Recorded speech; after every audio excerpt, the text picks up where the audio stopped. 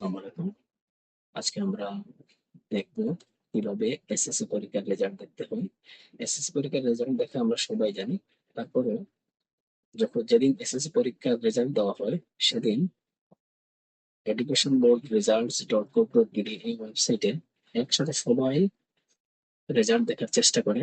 এই অতিরিক্ত ট্রাফিকের কারণে ওয়েবসাইট অনেক সময় ওপেন হয় না, ওয়েবসাইট কাজ করে না, অর্থাৎ ওয়েবসাইটে আমরা রেজাল্ট দেখতে পারি না। সেক্ষেত্রে সবচেয়ে ভালো সলিউশন হচ্ছে আমরা শিক্ষা বোর্ডের অর্থাৎ সিলেট শিক্ষা বোর্ড অথবা ঢাকা শিক্ষা বোর্ড এই শিক্ষা বোর্ডের ওয়েবসাইটে যাব। আমি একটু জুম করে দেখাচ্ছি। আমরা ধরেন এই যে Sylhet board dot gov dot BD আমরা যদি গুগলে সার্চ করি তাহলে এটা চলে আসবে।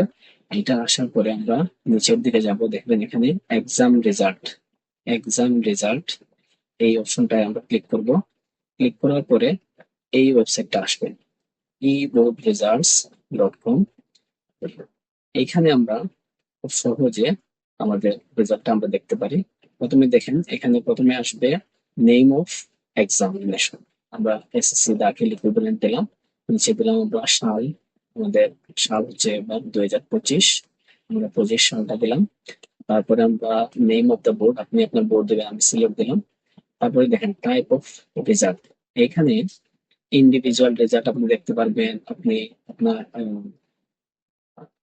কোম্পানির রেজাল্ট দেখতে পারবেন, আপনি আপনার ইনস্টিটিউশনের রেজাল্ট দেখতে পারবেন, সেন্টার রেজাল্ট দেখতে পারবেন, আপনি আপনার জেলার রেজাল্ট দেখতে পারবেন, আপনি আপনার ইনস্টিটিউশনের অ্যানালাইটিক্স দেখতে পারবেন। যাই হোক, আমি ইন্ডিভিজুয়ালস এর রেজাল্টটাই দেখবো। ইন্ডিভিজুয়ালে ক্লিক করলাম, তারপরে এখানে আসলে দেখেন roll number of examinee in ইংলিশে আমরা আমাদের রোল নাম্বারটা লিখবো।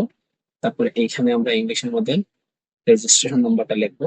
এই জায়গায় আমরা উপরে যে ক্যাপচাটা আছে, 4 ডিজিটের ক্যাপচা, ওইটা হুবহু যেভাবে আছে আমরা ওইভাবে টাইপ করবো। টাইপ করার পরে আমরা ভিউ রেজাল্টস এ ক্লিক করবো। একটা কথা বলে দিই, আমরা এইখান থেকে মার্ক সহ আমরা মার্ক সহ আমাদের রেজাল্টটা দেখতে পারবো। ধন্যবাদ সবাইকে এবং সবার জন্য শুভকামনা।